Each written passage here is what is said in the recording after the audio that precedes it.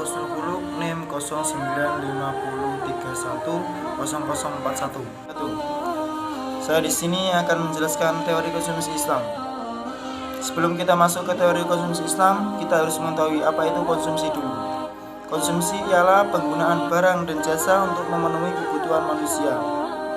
Lalu teori konsumsi Islam itu sendiri berarti memenuhi kebutuhan baik jasmani maupun rohani, sehingga mampu memaksimalkan fungsi kemanusiaannya sebagai hamba Allah untuk mencapai falah. Dan perbedaan antara konsumsi teori Islam dengan teori konsumsi konvensional adalah dari segi konsep kebutuhan. Dalam ekonomi konvensional, motor penggerak kegiatan konsumsi adalah keinginan. Sedangkan menurut ekonomi Islam, motor penggerak kegiatan konsumsi ialah kebutuhan. Dua, dari kewajaran. Dalam Islam, dalam hidup ini Islam mengambil jalan tengah antara materialisme dan kesuhudan.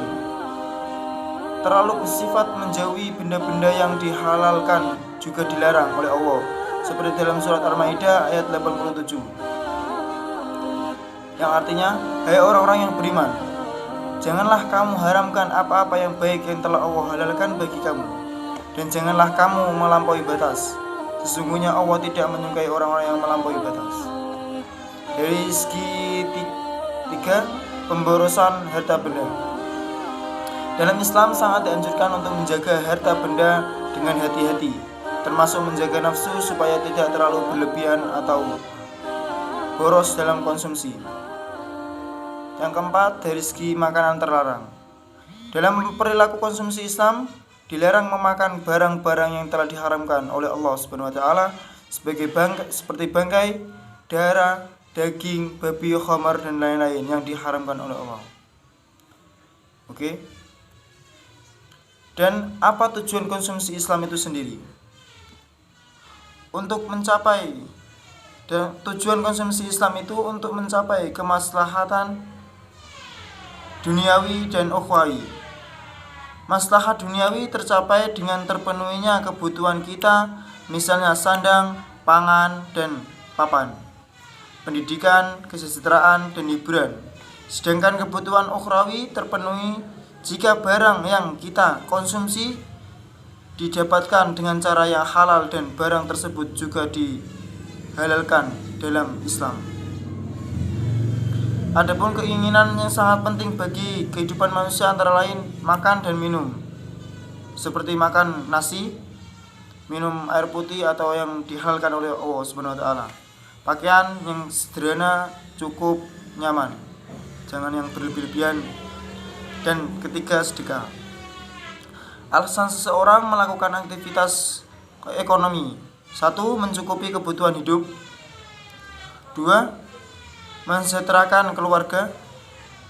3. Membantu orang lain yang membutuhkan. Dalam teori konsumsi Islam terdapat beberapa prinsip, yaitu prinsip keadilan, prinsip kebersihan, prinsip kesejahteraan, prinsip kemurahhatian, dan prinsip moralitas. Fungsi sejahtera, maksimisir, dan utility oleh Imam Al-Ghazali. Fungsi kesejahteraan tergantung pada agama, hidup atau jiwa, harta atau kekayaan, dan yang keempat, intelek atau akal. Fungsi utility. Dalam ilmu ekonomi, tingkat kepuasan utility function digambarkan oleh kurva indifferent. Ada 3 oksima pilihan rasional. 1.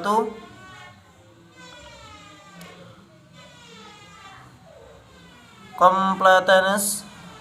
Setiap individu selalu dapat menentukan keadaan mana yang lebih disukainya di antara dua keadaan.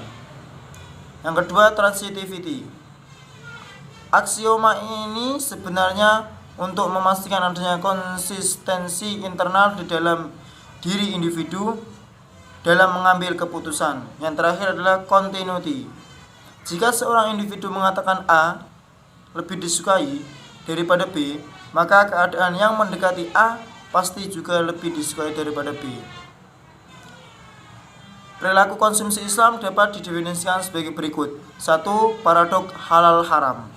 Dalam Islam, barang-barang yang dapat dikonsumsi hanyalah barang-barang yang menunjukkan nilai-nilai kebaikan, kesucian, keindahan, serta akan menimbulkan kemaslahatan. Sedangkan benda-benda yang buruk, tidak suci atau najis, tidak bernilai, tidak dapat digunakan, dan juga tidak dapat dianggap sebagai barang-barang konsumsi Islam, serta dapat menimbulkan kemudaratan apabila dikonsumsi akan dilarang.